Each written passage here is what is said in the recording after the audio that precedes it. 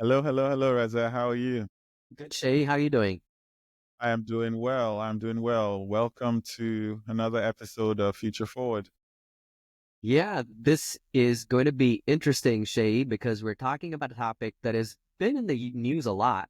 We're going to explore data centers and AI through the lens of a city and its impact on a city and its infrastructure demands. And there's been all this news recently about AI, data centers, deep seek, all that. But we're going to try to do it in a way that's a little bit more broad and sort of take our usual approach of, a historical perspective and thinking about the future with some strategic foresight.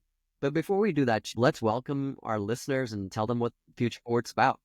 Yes, yes. To our new listeners, welcome. This is Future Forward, a podcast that is really a conversation Reza and I have been having for almost 10 years now, apparently. And we discuss the past, the issues, and all that is relevant about living and thriving in a city. We take the historical context, we ground it in the current state of things, and then we share some strategic foresights about where we think things will go. And for our new listeners, welcome. For our um, old listeners, thank you for coming back in. And as usual, we hope you enjoy today's episode, which is, as Reza just mentioned, topical but timeless in our opinion. Yeah. So we're going to start with a little bit of historical context about data centers. And I want to use my story of what my experience of what's happened with data centers a little bit. I remember when I first went to work, servers were in closet rooms. Then we had a data center at our office, and it was in the first floor of our building, and it was this room, it was really cool down and all this kind of stuff. But I remember the first time that I went, like we were exploring moving our data center out of our building into a co-located facility. And I remember walking into that facility. This is about, 15 years ago. And I was struck. It was this huge facility um, with racks and rows and stacks of servers humming away. And the feeling that I had was, oh my God, this is where all the business of the internet of the world is happening. It was such a contrast with, I worked at a utility, and I remember the first time that I went to a power plant, and this was a coal power plant outside of Austin, Fayette Power Project, and just being struck by the gargantuan giant nature of everything there, the huge fine room. I went up the elevator, up the smokestack, saw the coal pile. That was like a different scale. And then I was in this data center, a few years after that, and the scale was different. It felt so much happening in all these small spaces it was like this dystopian feeling of being in in a space where so much was happening, but you couldn't really see it. So that was Fascinating. yeah. So all of that to say is, data centers have become this sort of hub of our civilizations these days where all this commerce, all this activity occurs. And, to bring it to where we are today with AI and data centers and what's happening there, ChatGPT's launch, AI's been around for a long time, but ChatGPT's launch in November 2022 was a catalyst for unprecedented AI demand. We suddenly felt like AI was somewhat human. We could interact with it, converse with it, and everyone thought, "Oh, this is AI." Well, it's not AI's been around, but it was that moment where everyone understood or could personalize what AI was and interact with it, and it wasn't just thing that was happening in the background. And then we've seen this unprecedented rise of stocks of like Nvidia. That's the graphic cards maker, but it has become AI infrastructure kingmaker with its H100 GPU. It's really the workhorse of AI computing. Its stock has grown, incredibly, I don't know, 200 and something percent. Its market cap is just under 3 million, even though, we had that little event a couple Brilliant. weeks. Yeah, trillion, sorry, 3 trillion, just behind Apple. Thank you for correcting me. These numbers are just mind-boggling big. So all of this is happening. And the key point that we want to sort of talk about is that there's this change with these AI data centers, some traditional data center design versus AI optimized facilities. There's some differences, and it actually has an impact on this topic that we're talking about, its impact on cities, infrastructure, the power density and distribution, the needs of the power in these chips can require up to 100 times more power, or up to 1,000 kilowatts per rack. To do that, because you have so much power, you need all this cooling architecture and infrastructure, because these chips are generating heat, so they need to be cooled down. And so they're using different types of cooling mechanisms, using liquid cooling instead of air cooling. It's because of that extreme heat generation, immersing these servers and chips in liquids as opposed to just cooling with air. And this will be meaningful because, the usage of more water over here in these cases. And also just because there's so much more density in these chips and servers, there's more floor loading, floors have to be stronger, network architecture differences, and how they use space is all different. All of these are highly technical things, but all of that to say is that data centers have had to evolve with this new change in technology of AI. It is leading to some of these impacts that we're going to talk about pretty soon over here. But let me pause over here, Seyi, and have you jump in with your.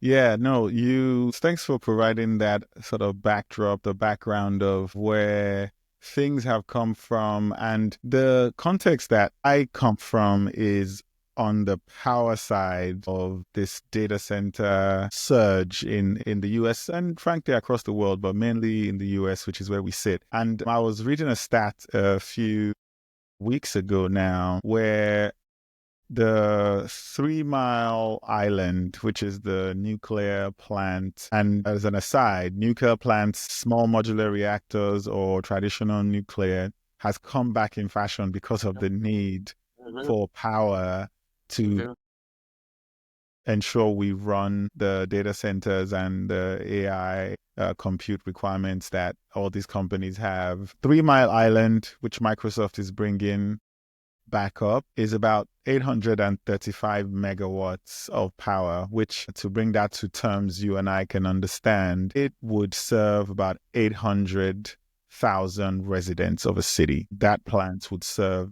800,000 residents of a city. I worked for a power station that generated 1,000 megawatts, and we served roughly 600,000 residents, but it all depends on the average usage of the residents. Why am I sharing this comparison? Microsoft will be running one data center from the power being generated by this nuclear reactor that is being brought back online. Anytime I think about that and I hear all the talk about what is required to run compute and run power to our data centers, it just blows my mind. It would be like the power station I was working for, we were only serving one specific building in the city. And that is just crazy, astonishing to me. Yeah, it's mind-boggling. So it's the feeling that I had when I went into a data center and I said, this space serves the commerce for so much, but it's in this space. And you brought that scale really well, which is I worked in a power station that served this, this city. And the same power station would be serving the power load for a data center, a single data center, powering these AI models.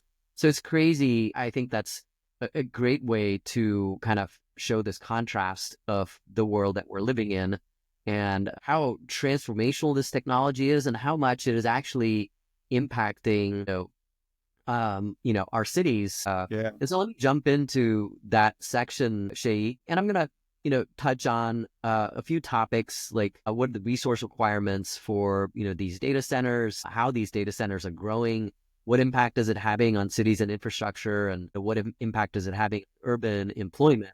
And I'll pause after each one of these sections and let you jump in. But let's start with the power consumption for these data centers. Huge.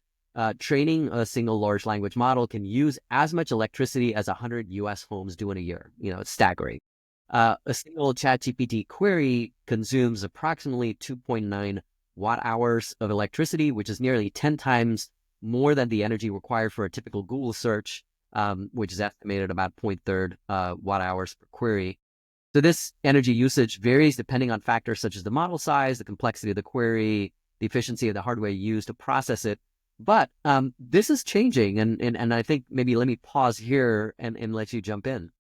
Yeah, so we're recording this about a week and a half after all of the US tech sector was scared into what I'll call a slightly unnecessary panic, honestly, by DeepSeek R1, which is this alternative ChatGPT-esque model that came out of China. And they have used the DeepSeek as a company have used some approaches to require less compute for every query. So one of the approaches, I won't get wonky here, but one of the approaches is this approach called multi-token predictions, which is different from single token predictions, which ChatGPT, for example, uses. And in layman's terms, what ChatGPT was doing was predicting the next word as you made a query and it was responding to it.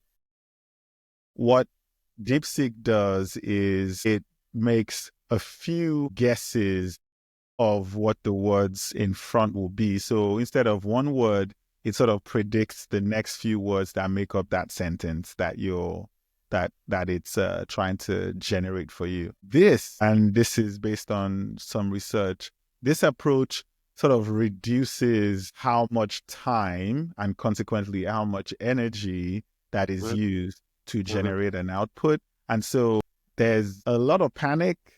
Mm-hmm.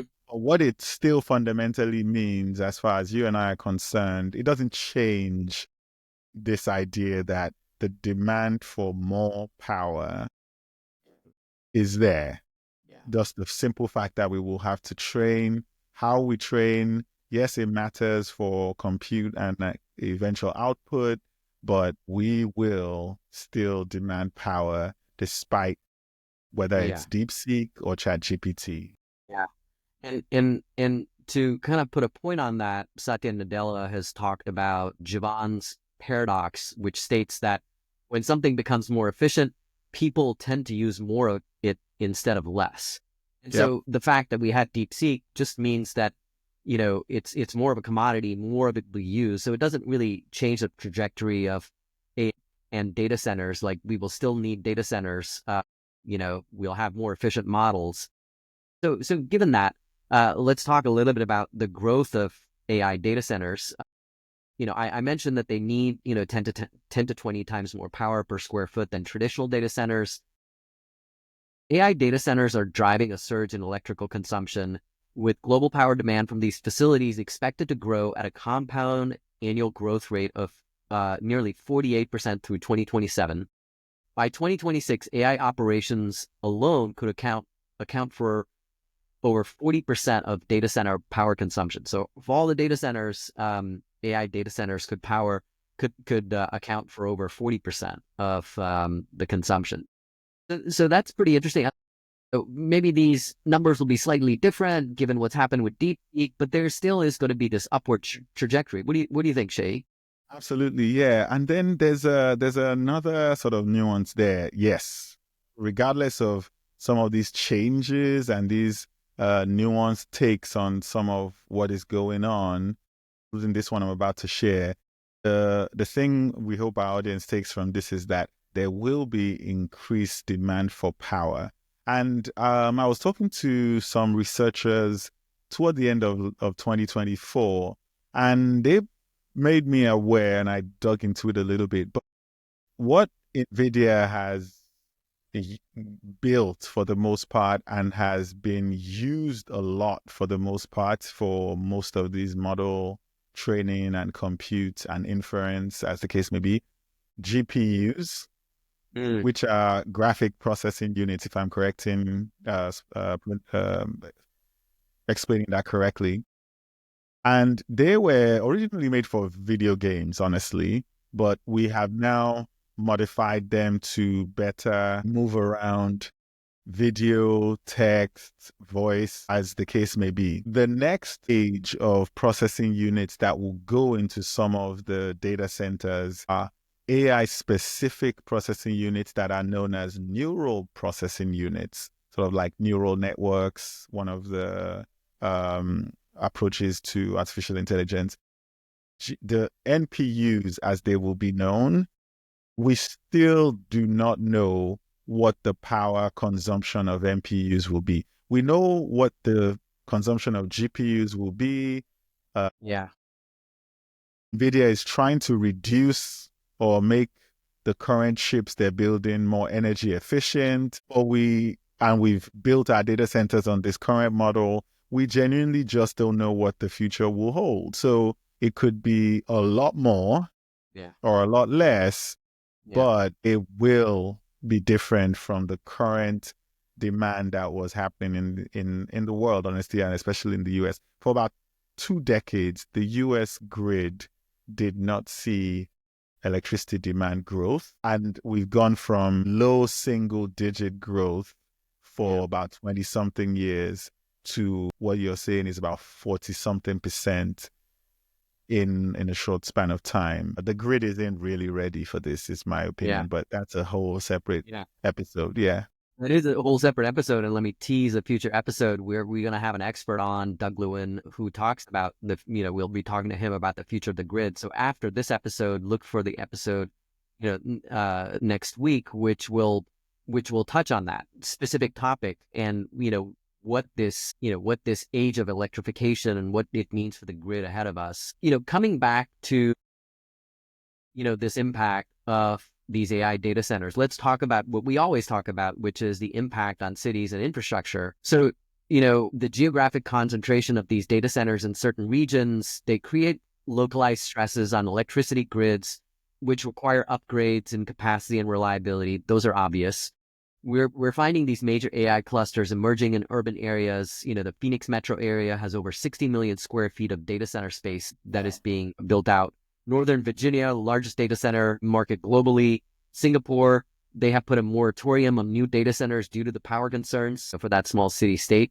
Utilities face difficulties in resource planning due to the unpredictable growth of these AI-driven workloads. And so utilities want to predict in the future, how much energy do I need to plan for to support the grid in that area? This fast rate of growth is, utilities don't move fast, clearly for good reasons, because they're planning 50 to 100 years in advance. But all of this is happening so quickly that it makes it really difficult for them. I got this from Bloomberg, and I'm going to quote from an article that I read that we'll include in the show notes. An exclusive Bloomberg analysis shows that more than 3/4 of highly distorted power readings across the country are within 50 miles of significant data center activity.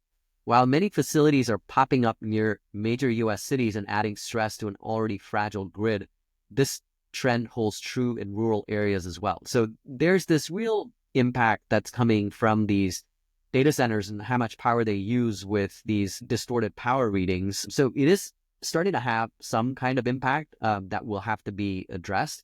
And then one other impact that I want to bring up before I let you jump in is that these cooling systems for AI data centers require significantly more water because they need more of this water cooling. It's now competing with municipal water needs. And we talked about this, like the nexus between electricity and water, and you're seeing that over here, even more so, very, very direct ties. It is. It's and these are areas that are near and dear to our hearts too. Having worked in these spaces, I hope what our listeners take from this. Thank you so much for sharing that analysis. Is this message that we always try to bring to the fore when we talk about. We will pick a specific topic, but because it's part of a system in a city, the impacts will be felt in multiple vectors of the system and in the city. And in some cases, the impact will be almost as serious, if not more. The water situation in the US, for example, is already dire. To add this to it is super problematic. And we don't talk about that enough is maybe the comment I'll make here. But thanks for sharing that. It does highlight the interconnectedness of all our infrastructure and our resources in cities. Yeah. And so one more click on what we often talk about, like what's the impact on the community? Now, there are going to be some local economic development impacts. You're going to have direct jobs in construction and operations of these data centers. You're going to have some indirect employment in supporting industries. And there are going to be some tax revenue implications for cities because of these data centers. Obviously, we're going to see shifts in knowledge work patterns because of AI, but that's probably not a topic for this episode. That's clearly a meaty enough topic because we're gonna, job categories are gonna change, people's work and how they do work with AI is gonna change. So we're gonna put that on hold. But there are these impacts from the direct building of data centers in the communities that we live in. Yeah, no, it's another really good sort of connected topic along the line of what happens in cities when one of the vectors of the system sees such a massive change. The stat I picked up for this one, OpenAI, Oracle, I believe, and Masayoshi Son's SoftBank, yeah, and SoftBank, they announced crazy amount of money, I think $500 billion or so for building AI data centers. And there's already work going on in one in Abilene, Texas, where 10 buildings are under construction. But even in the planning for that construction, they already declared that only 51 people will work in those 10 buildings. That's crazy.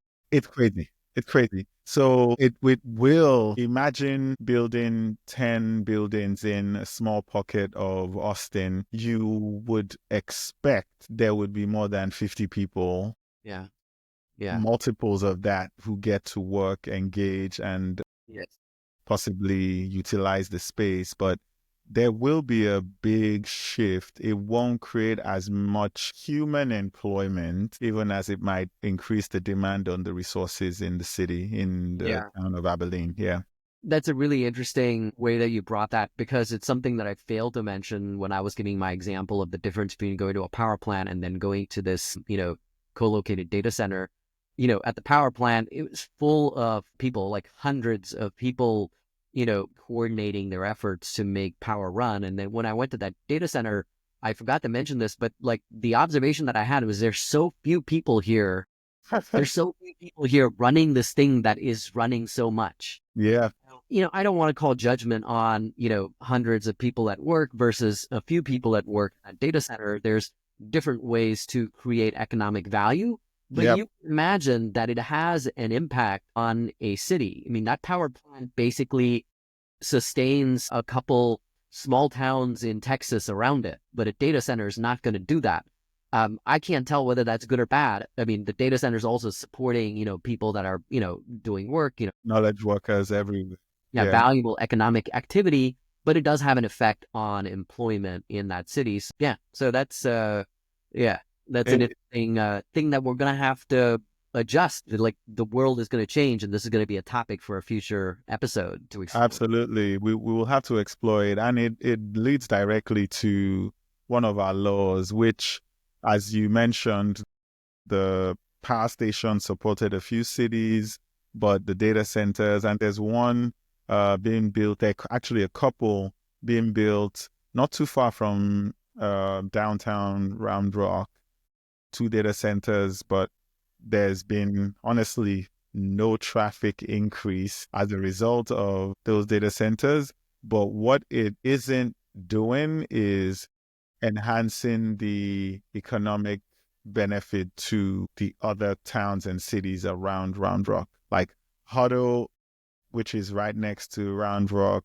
Buda, which is a bit further away, but not too far, Pflugerville. They are not seeing the benefits of that data center. And so this brought up the law for us, which is that one of our 21 laws. And this law is that regional cooperation enhances sustainability.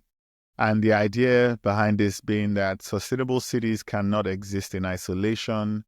They must coordinate with surrounding municipalities and rural areas for truly sustainable regional development. And this is from Wheeler and a few other researchers, their research from 2002, where they argued for the importance of regional approaches to urban sustainability. And you gave an example earlier about the need for water in these data centers. And Brushy Creek, which I believe provides water for a couple of the data centers, is not just serving Round Rock. It's supposed to serve a few of the other cities around here. But if there's increased demand due to the data centers, that is not offset by reduction in demand in some of these other cities, imbalances start to kick in, and the sustainability of not just Round Rock itself, but the neighboring towns and cities, the lack of cooperation will lead to inefficient resource use, conflicting land use policies, absolutely, and the inability to address cross-boundary environmental issues that will arise as a result of the new developments that happen in these pockets of huge growth in terms of the demand for electricity and water as a result of data centers. You really that really brings to point about like system, right? These data centers are causing these unprecedented changes, and making a change in one part of the system is going to affect others. And so this regional cooperation is really critical to get either the benefits or reduce the harm that could come from it. So we're going to jump to this next, which sort of leads in really well from all these things that we were talking about, which is the strategic foresight and future impact. And I'm going to touch on, a few topics here, like the evolution of the infrastructure and these data centers, some of the urban planning considerations, some of the policy and regulation issues that need to be addressed, as well as what, impact on our communities. And I'll pause after each one and get your thoughts. So from an infrastructure perspective, I would imagine that data center operators are going to be investing in different ways to get power than what they're doing today. You already see this with the 3 Mile Island example that you shared of Microsoft, but there's going to be more than these modular reactors. Renewable energy sources are going to be a huge part in doing this. And so there's going to be a push for more carbon neutral operations. And so they're going to have to find ways of getting power and building these data centers to mitigate some of this environmental impact of expanding data center footprints. There clearly is a desire to have more data centers, but I am sure the market is going to ask for different things to not make them as costly from a power perspective, because power is going to be a real limiting factor in the ability to build out data centers, especially in the US, given some of the regulations about building out the grid and in different places and things like that. I also expect that these tech companies, these data center operators are going to find ways of reducing the energy needs. We see that with DeepSeek. They're going to find ways to build more efficient chips. I don't know. We can't imagine, but with constraints come human ingenuity, and that's what the Chinese did with this DeepSeek model. Is they had constraints on the types of chips that they could use. And so they found a way of building a model with less power and less money. And I expect that will continue. So, even though we're seeing today what's happening with data centers and AI, I expect will be changing as we look into the future. What do you think, Seyi? I totally agree. This is actually one of those areas where I think the AI we're building can help us improve how we build data centers for AI. Because a few days ago, I was looking at one of these infrastructure maps, and it is fascinating but unsurprising to see that there's a lot of clustering going on in the current build out of data centers and facilities to power the hyperscaling of AI. I looked at that infrastructure map and realized, there will have to be a lot more compute, pun intended, committed to figuring out more sustainable and optimal location planning that will have minimal impacts on resources, but also utilization of sustainable forms of energy generation to power the infrastructure. I speak from a personal perspective, not from my employers, because this is what we do, but it is absolutely critical for the sustainability of the data centers and hyperscalers business model itself to ensure that as at the same time as we're drawing on this utilization of our resources, we factor in the impact on the people who live in these communities and these cities. Because if all the water and all the power is going to powering the data centers, the rest of the community will either see higher prices for the use of what's left over. And at that point, we will start to see negative responses to what was supposed to bring economic growth, but is really causing more harm than good. Yeah.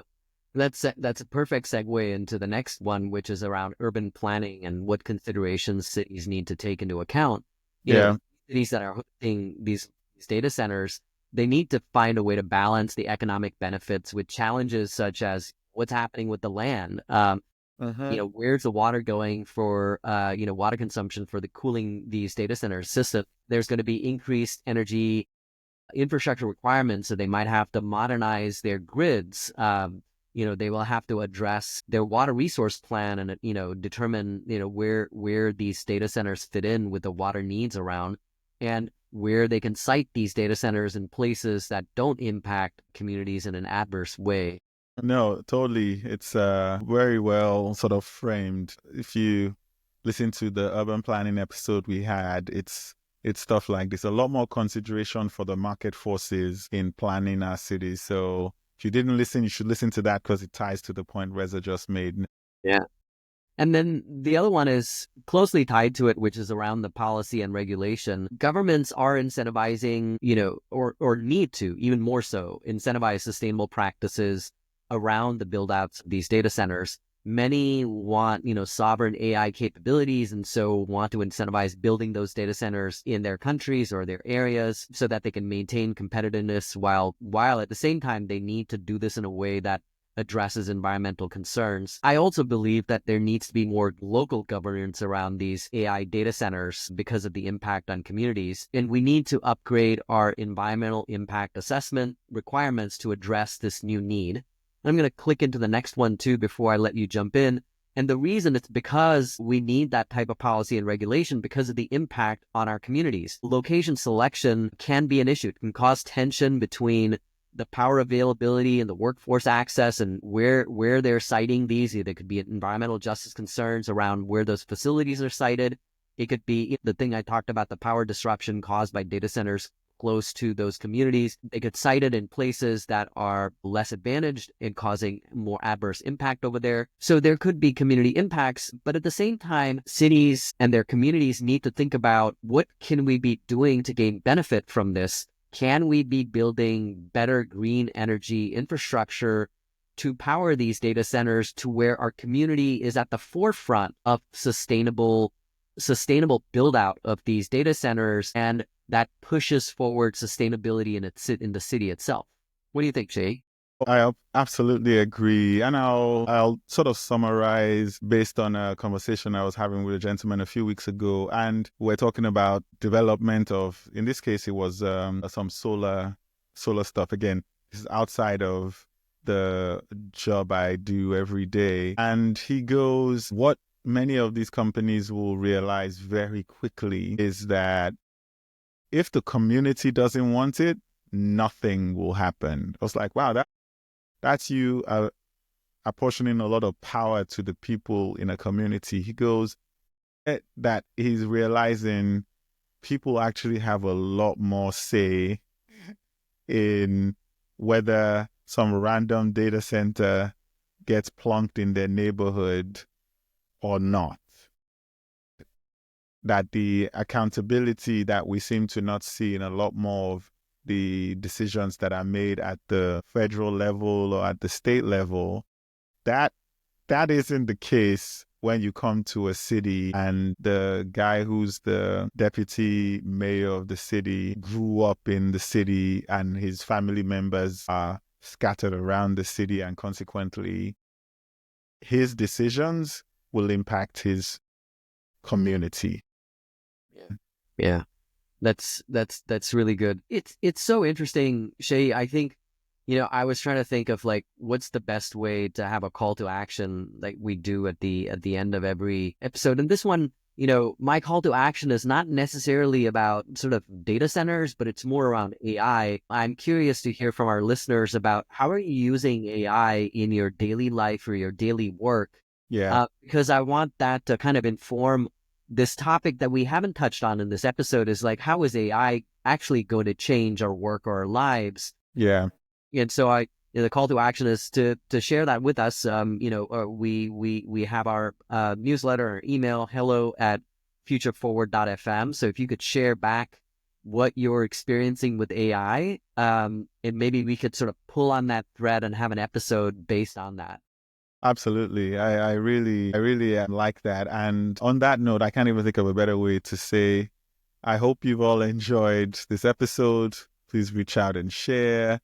It is a topic that will be with us for a while, I can imagine. And so your perspectives, if you have expertise on this, please reach out, give us your thoughts, and we might just have you on to dive deeper into the topic, if you will. But thank you for listening. And Reza, thanks for all the research on this one. It's a fascinating topic. It is. It is. So Shay, do we have any mailbags for this episode? No mailbags from me. Yeah. Great. Okay, so we'll do what we do at the end of every episode, which is please take a minute to rate and review our podcast. That really help find it on the podcasting apps. Take a minute to like and subscribe. We now have over 6,000 subscribers. Shay, our minds are blown. We Blown. earlier this week. Blown. Yeah. Can't believe it that we have a lot of people. So many people. So become one of those 6,300 people that are subscribed to our YouTube feed. And then most of all, the best way that we grow is if you take a minute to share this with someone that you think would find this interesting, someone that you care about. That's that's always word of mouth makes a big difference. And with that, Shay, we come to the end of another fantastic episode. At least we think so. We have so much fun doing it. We do. Everyone enjoyed it, and we look forward to seeing you on the next one. Yes. Bye, listeners. Thanks again. Thank you.